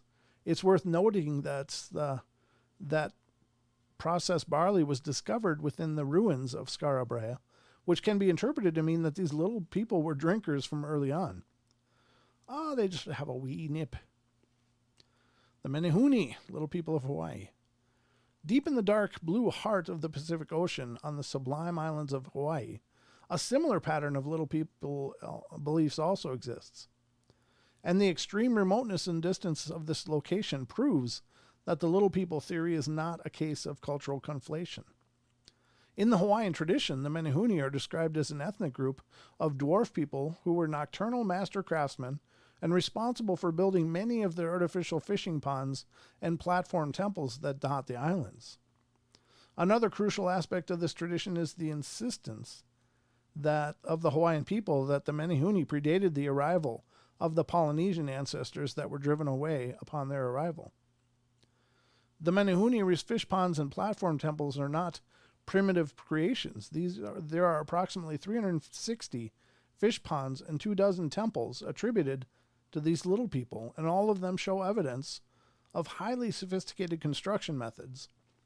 For example, some of the ponds have sluice gates designed to channel nutrient-rich seawater, and small fish go through the porous lava rock coral walls, allowing for algae cultivation, essentially an advanced self-sustaining fish husbandry aquaculture system. It says Legends of the Menehune conventional academics and so-called scholars often attempt to explain away the Menehune as either an antiquated caste system, regarding the Menehune as figuratively diminutive, i.e. commoners, or as projected imports of European folklore. However, this dismissal has been easily debunked, as many of the fish ponds and landmarks bearing names relating to the Menehune confirming their existence in a long-standing oral tradition. This oral tradition holds that the Menehune would come out at sunlight's twilight, singing and chanting as they worked on their building projects, which, if they did not finish in a single night, would remain incomplete. It was also said that they were fond of bananas, fish, and would remain hidden from Homo sapiens, with the rare exception being children who would occasionally see them, only to be met with disbelief from their elders. Hawaiian archaeology or lack thereof. There are a few, if any, thorough, in-depth archaeological studies exploring the ancient history of the islands of Hawaii. This is no doubt partially due to continuing tensions between the indigenous population and the modern Western world. The Hawaiians are proud and fearless people who consider themselves a sovereign state and generally consider the American presence unjust. Unfortunately, this mild yet fundamental tension is a major factor in the lack of archaeological pursuits on the island, particularly those involving sacred sites or archaic human remains. However, despite these tensions, one very obscure artifact has managed to be discovered that is directly related to the little people pattern of the Orkneys, mysterious, basically perfect stone spheres. Now we're going to the Orang Pendek, and there's an image of what they believe. It's an artist's impression of what an Orang Pendek little person might look like, which in this case is a more primitive than humanoid. Across yet another vast swath of ocean, the sweltering rainforests of Indonesia, the little people pattern is repeated. Orang Pendek, literally translated from Indonesian as short person, are a legendary small and hairy species of human riding away deep into the forests of Sumatra. For over a century, reports have been made by locals, Dutch settlers, and scientists, all claiming to have seen what is variously described as a little people. Perhaps the most infamous of all such reports come from Dutch colonist Van Heerwaarden, who claimed to glimpse an Orang Pendek little person while surveying on Sumatra in 1923 AD. He wrote, "I discovered a dark, hairy creature on a branch. The sedapa was also hairy on the front of its body. The color was a little lighter on the back. The dark hair on its head fell to just below the shoulder blades, or even almost to the waist. Had it been standing, its arms would have reached a little above its knees. They were therefore long, but its legs seemed to me rather short. I did not see its feet, but I did see some toes which were shaped in a very normal manner. There was nothing repulsive or ugly about its face, nor was it at all ape-like." Evidence of obscure Indonesian megalithic sites. Indonesia does not immediately jump to mind as a location of rich Neolithic megalithic sites, but it does indeed contain ancient stone sites that rival the most mysterious in all of the world. Laura Lindu National Park on the island of Sulawesi is one such site. The site is classified as a UNESCO Biosphere Preserve, in it of itself is suspicious because the rarity of ecological system pales in comparison to the spectacularly bizarre megaliths located there. Among the oddities, Lower Lindu's most mesmerizing feature is a large, very large standing stone carving representing a dwarf with large eyes and, and an erect phallus. In West Java, Mount Padang is home to a 10,000-year-old mind-boggling megalithic site comprised of thousands of standing stones scattered over the landscape. There's really no published archaeological work to speak of on these sites, and the simple fact is academics do not have any clue who built them or what purpose, or how these sites could have been constructed thousands of years ago. Okay, so here we're going to the Flores little people. Now, I would like to say orang is Indonesian, meaning people, as they said. Orang pendek, meaning little people. But the orangutan is just another version of that. The orang meaning people and utan meaning forest. So, and obviously they don't necessarily regard orangutans as a people in a traditional sense. They're obviously an ape. But so I don't know if the orang pendek would fall into the same category as, the Menehunes or the gnomes or whatever, as mentioned before. 2003 on the island of Flores, fragmented skeletons of 9 archaic hobbit-like individuals were discovered in a cage with stone tools. The most intact skeleton, referred to as Homo floresiensis. Okay, sorry, I'm butchering that, but stood at 3 feet tall, 7 inches tall. 1.1 meters, and controversy was immediate. Initially, the studies reported that the remains dated to about 12,000 years ago. Needless to say, this was problematic to the human history narrative, so it was subsequently changed to 50,000 years ago. Oh, jeez. Today, there are theories that indicate the right dating could be as much as 190,000 years ago. The remains were whisked away and kept under lock and key for some time before they reappeared in 2005, severely damaged. Specifically, the pelvis had been destroyed, which is the bone key to arguments regarding the gait and differences between apes and humans. Of course it was. In 2005 AD, Indonesian officials shut down all access to the cave, and the restriction was not lifted until 2007. In 2006 AD, 2 separate teams allegedly attempted to retrieve DNA from the little lady of Florensis, or Flo for short. Apparently, both of these teams failed to successfully harvest viable genetic material, and even though great strides have been made in the last 14 years, still no DNA analysis has been published on the mysterious little people. 2007, in a cave at the northern end of the Philippine island of Luzon, more remains of potentially pygmy archaic hominins are discovered. The locals immediately equated the bones with a being known to them for centuries as Ubag, which is their version of the little people / dwarf legend.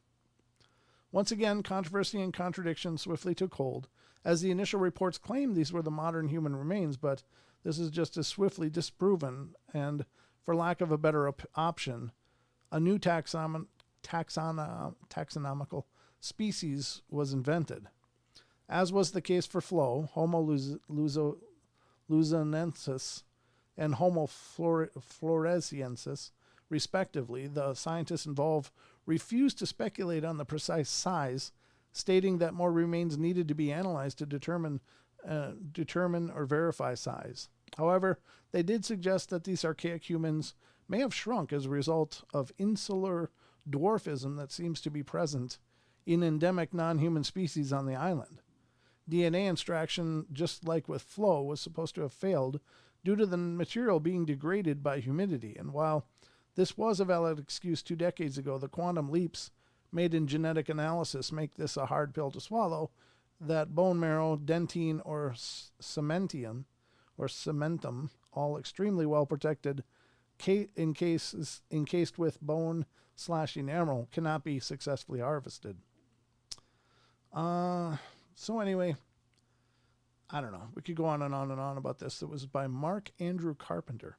He did a nice job, very, very nice job. That's a hell of a lot of territory he hit in just one article, but I think it's, they were everywhere. So we often, in our case, we talk often about the Bigfoot legends. And the Bigfoot legends are a global thing. It's a global phenomenon because every region seems to have their Bigfoot. And we've often said on the show, like when we had Robin Moonshadow on, that the same can be said for the little people, that every region of the world has stories of their little people, these little diminutive races that would work generally alongside or in cooperation with people for the most part, but were yet very independent and I guess, I don't know if they worked alongside people, but there's many stories of them working cooperatively with people. And so it's not as if they were just these always relegated to, the shadows in history. There seemed to be a time when our ancestors knew these people and perhaps traded, perhaps, work was exchanged or whatever. I hear they build great shoes, so they might be doing the Nikes now. I don't know. But the point being that the reason every region has these legends is because these things probably exist there in some form or another still. Maybe not in very big numbers, maybe very secluded numbers, but the histories are all still intact for these different regions of the world. And with discoveries such as these, cementing that and giving it a context, I think is very powerful. That it can't just be dismissed and relegated to that. Oh, we got phones. Let's do some phones. All right, this is area 236. You're on the air. Oh. Hello? Mr. Brent Thomas, do you know who this is? I don't. Who am I speaking to? Carlton, a.k.a. Farm and Kylie. What's going on? Hey, how you doing? Welcome to the show. Did I trigger you? No. You didn't trigger me. We just wanted to call in, support the show, and we're wondering what's going on for New Year's Eve. Yeah, and we want to say also Happy New Year, but we want to know what's happening. And also, thank you for the Paranormal Portal, because we would have never met without you. Oh, well, there you go. I guess, it's another one we can put in our hat, the matchmakers. But yeah, I don't know if anything's going on, to be honest with you. We'll see how I feel. I didn't commit to anything this year because I don't know. Maybe we'll do something. I'll for sure be doing a night terrace tomorrow, but I don't know if I'm going to do a marathon into the new year or not. Maybe. I guess it depends. If I get a bunch of participation, then it's kind of hard to stop. Well, we'd love it. We'd love participation. I mean, it's such an awesome community, and the countdown to New Year 2020 was such a crazy year, right. And it's ending in such an interesting way. And we would love for everyone who is interested to be part of the rolling over of the new year. But also no pressure. Yeah, I didn't take any pressure from that. No, it's fine. It may happen, it may not. I don't know. We'll see what happens. It's going to depend largely on how my day goes tomorrow and if I got enough time to prep for an extended show. Understand, and time and energy, and I get it. Yeah. Well, anyway, we just wanted to keep it up, Brent. We really appreciate the portal and the community that you formed around it, and that's really special to us, and especially now. So, well, thank you for everything you do. And congratulations to you too. I'm glad things are working out. That's really cool. We really are. We really hit it off. Awesome. Well, yeah, thank you, Brent. Oh, you're very welcome. Thank you guys for being a part of it, and for all that you guys individually have contributed as well. So, it's a family. So we got to keep the family. Anytime, and we're always glad to help. Don't be afraid to hit us up if you need some backup or some extra help or anything. Hit us up. All right, brother. Sounds good. Thank you for calling, and you guys have a wonderful night. You too. Good. Bye, Brent. Okay, see you now. Well, there you go. It's magic. It's the portal magic. All right, folks. You just never know what's going to happen on any given show. You never know what could be around the next corner. What could be behind the next phone call. Unless you're the one making it, then you know exactly what's coming. But the phone lines are open, as you just witnessed. So if you got something you want to share, I will do my best to answer it. Sometimes I'm really responsive about that, but other times not as much. But I do my best, and thank you to those in the chat for, flagging that. I do appreciate that. I got to remember to look. I just keep, I think, let me just look. See if we've heard anything. Okay. Yeah. Okay. Yeah, Don's not going to be able to join us. He's all tuckered out. And no, I don't blame him. He's got a huge driveway and it's a lot of snow. So that's a whole different deal. And that's fine. Everybody deserves their rest and relaxation.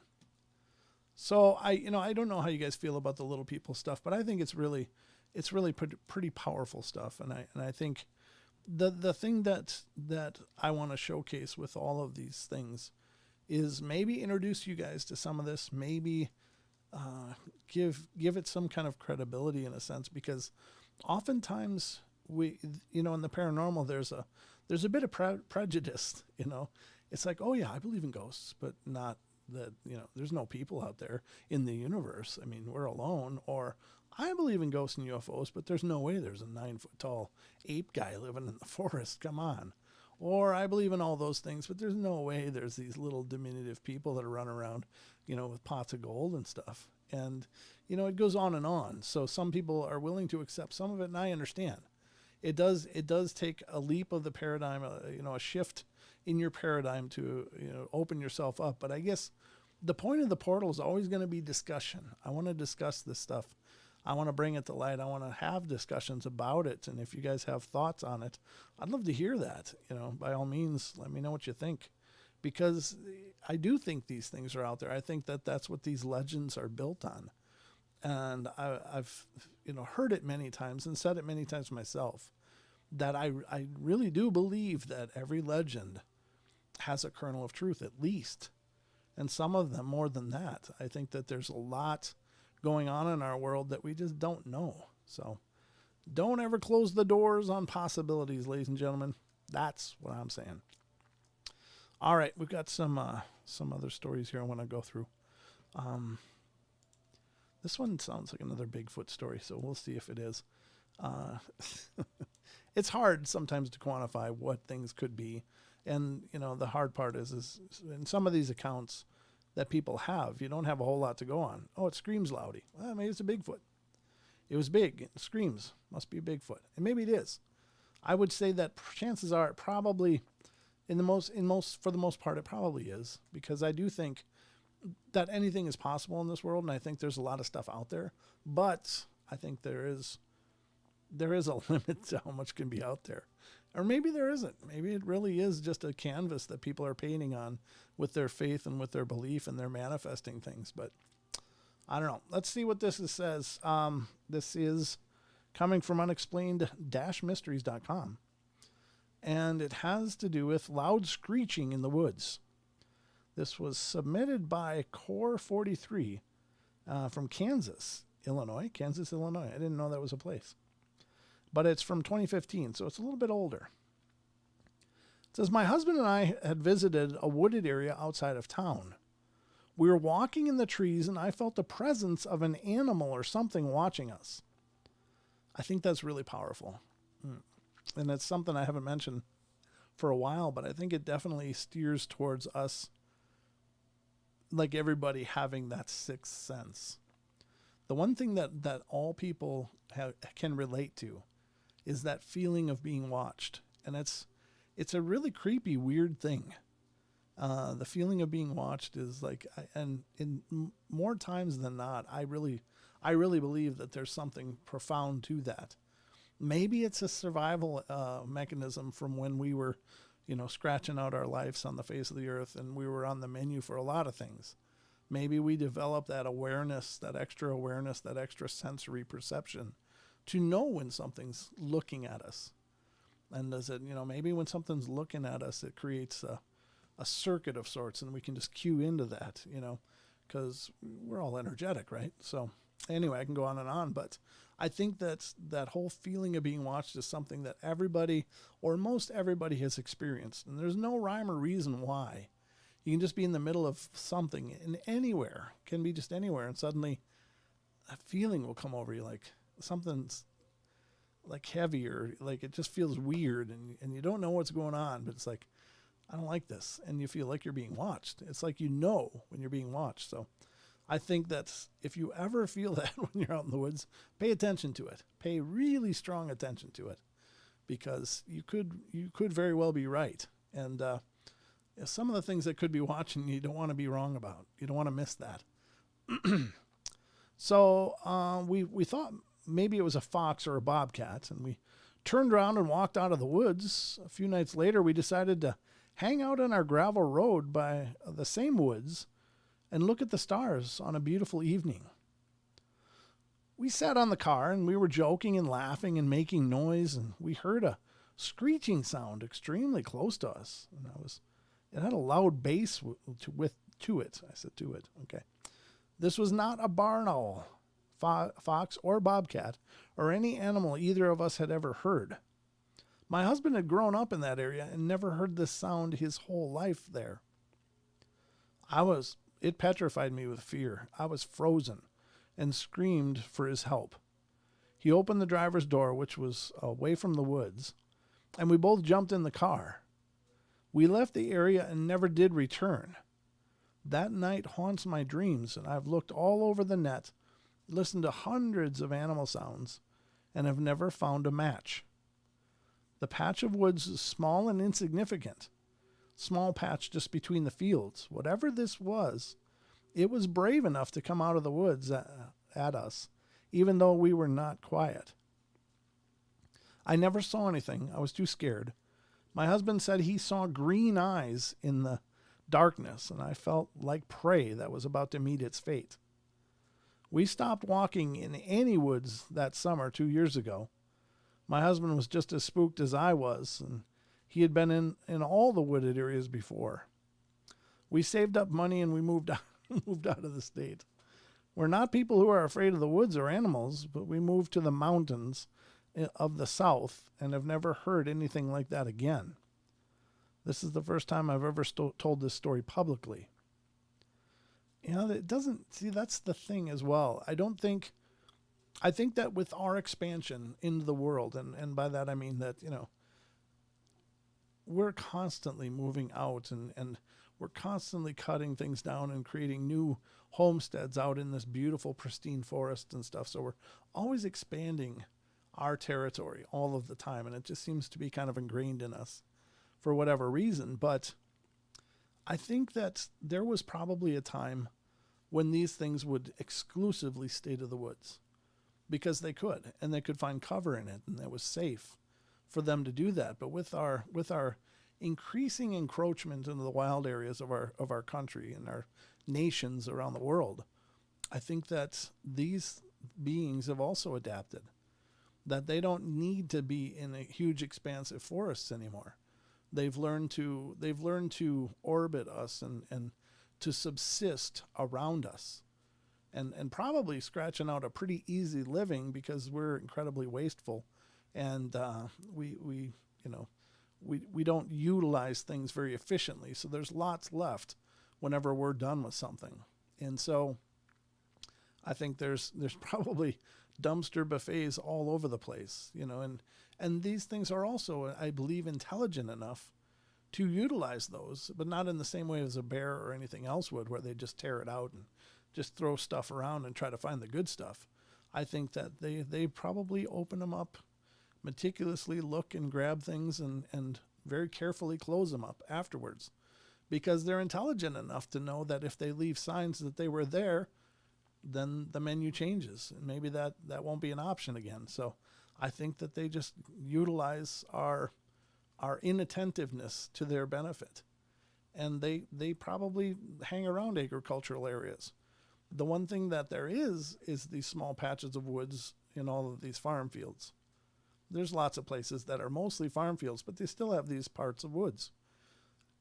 And so is it possible that these things just stay in those wooded areas during the day, and at night they head out and forage and graze on the midst of our developments and dumps and other areas probably? But it just seems to me that they've probably adapted just fine. in our expanse, and so they don't move further and further and further away. They just have changed the game. They just work with our wastefulness and with our inattentiveness and our focus, our self-absorbed focus, and they just do fine, probably. There's so many reports from all over the nation, all over the world, but specifically the nation in our farmlands and stuff. You wouldn't think there would be, because there are only these little sporadic pieces of forest in these expanses of farmland and fields and pastures and such, but they seem to do just fine. And so I just imagine that that's because they flourish around us because they've learned how to. And so they're probably not all the way away. They're not far out into the deep wilds of, mountains. And I'm sure they're there as well. Don't get me wrong. But I think that there's a whole new generations of these things that have learned to do just fine around us. But that is creepy. I was just listening to a Thinker Thunker. He was reviewing Les Stroud's scream that Les Stroud's recorded, and he does a great job. Thinker Thunker is, if you're not familiar with Thinker Thunker, look him up on YouTube. He's got a channel, and the guy really goes and extends himself out there and uses some really incredible criteria, real-world criteria, to weigh against these potential pieces of evidence. And for the Les Stroud screams, he did a lot of spectral analysis of the noise. And I would suggest any of you that are into ghost hunting or into the cryptid world, spend some time and just check out those videos, because it would benefit you greatly to learn about spectral analysis. Now, the beauty of it is it's not going to cost you a lot, because if you have a computer, you can download a program called Audacity, Audicity, and it's a free program, and it's a really, really nice audio suite. But it will allow you to look at sound forms in spectral analysis. Now, what spectral analysis does is it breaks down the sounds that are recorded, and it puts them in a display field. And you can see, and I'm not going to try to paraphrase what he covers in the video, because it's important to check him out, but he really does a great job breaking down how you can look at these waveforms and see that they exist differently than a normal fox or a coyote or anything like that. You can look at the waveforms of what kind of sounds like a coyote, but it's way different. And in this case, the screams they heard, there was a deep bassy part to it, but it's worth checking out if you've got screams recorded and you want to check them out. You may be reluctant to send them out to let people do that for you. Then spend some time watching those videos, get the program Audacity, and learn how to look at the waveforms in a spectral analysis manner. And you will be able to tell just by looking at it if it could very potentially be that. He also does a great job breaking down the Patterson-Gimlin film and why it's not a fake.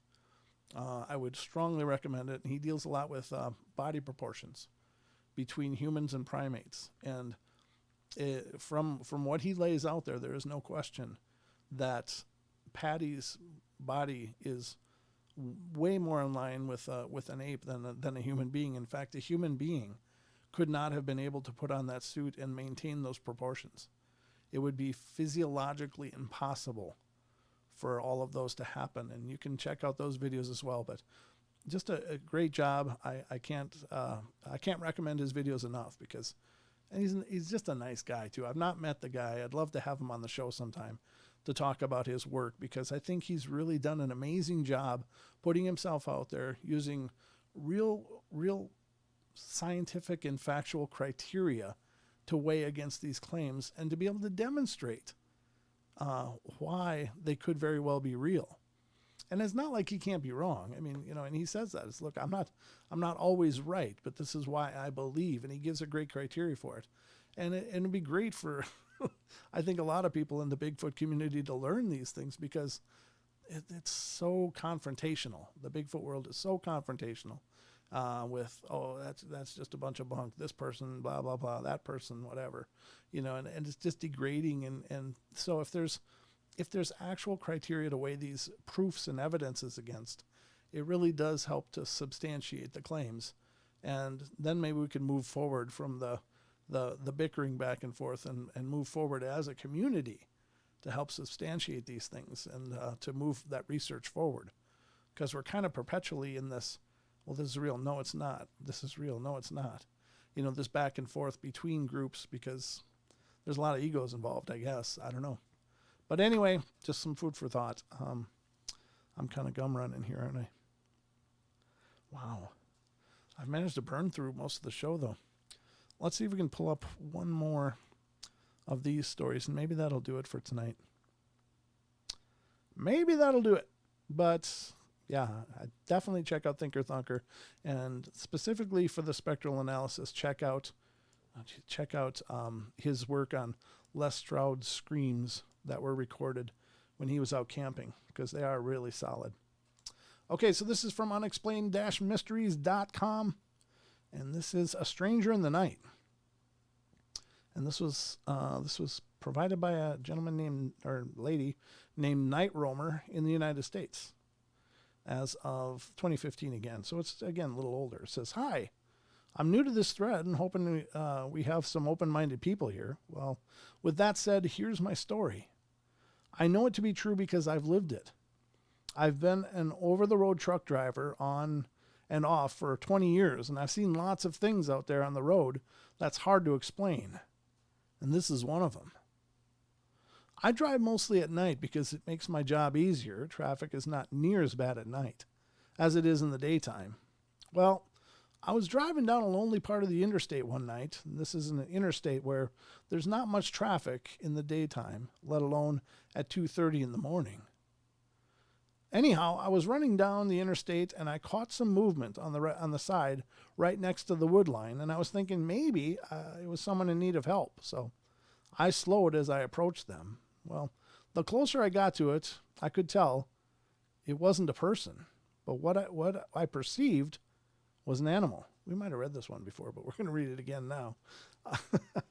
So I slowed and hit my four-way flashers and pulled over in the emergency lane. Now, you got to keep in mind, I'm an avid outdoorsman and a hunter. I've killed deer, black bear, excuse me, wild elk, wild hogs, elk. I've seen moose, cougars, grizzlies, but what I saw was none of them. Now, I'm not going to put a label on it because I don't know what it was at the time. I got within a couple 100 feet of it. I hit my high beams, and it was about 5 to 6 feet tall. Not huge, but big. Its eyes shone a yellowish green in my headlights. It was hairy, but had bare spots on it and was standing on 2 legs, not on all 4s. Now, I know what most of you are thinking. This is a Sasquatch. Well, I'm not saying that. I'm saying I don't know what it was. While in my headlights, it put its arm up to block out my lights. It was bare around its armpits, and you could see through some of its hair to the skin below the hair, which was a dark skin, but not black by any means. And what I saw of its face was like a cross between human and animal. I watched it for about 3 minutes until it wandered beyond the tree line on 2 legs and disappeared. Anyhow, that's what I saw. We keep accident camera packs in our trucks, but that was the last thing on my mind, so I didn't get any pictures of this thing. However, I'd like to write a book on the things I've seen out there on the road, but I've had limited education and really can't express my thoughts on what I've seen. I may attempt it one of these days, I don't know. Well, I hope you enjoyed reading my story. I'm not telling the state in which I saw it because I don't want people hunting it. I can tell you I've been in most states except Hawaii and Alaska, but feel free to contact me about any questions if you want to. I'll answer them as best I can. That's not the one I thought it was, but it's very similar to another story we've read. The one we read before, I don't know what this person saw. I don't know. Could it be a dogman? Could it be a skinwalker? I don't know. It doesn't sound that big, so it does kind of sound more like the skinwalker kind of size, especially the sparseness of the hair. That would fit in a lot of claims people have submitted as potential skinwalker. But man, if he's in the Southwest, well, not that the Southwest is the only place the skinwalkers can be, but That's where a lot of that activity is reported. Arizona, New Mexico, Oklahoma, lots of anywhere around there's a lot of reports of skinwalkers, and of course in Utah. Isn't that where Skinwalker Ranch is? Yeah. So, I mean, they could be anywhere, Nevada, but I'm not sure where this person was. It doesn't indicate, but what they saw, yeah, I mean, that's pretty creepy. Could they have seen a skinwalker in transformation? Was he transforming? Was that what he was witnessing? That's all kinds of weird. I find it really interesting that the person saw this, and yet he's very protective of it. He doesn't want people hunting it. What if it's incredibly dangerous? Well, he's not jumping to that conclusion, which I think is really cool because, again, we go back to where I was talking in those other stories. What is that? I don't know. Let's shoot it. That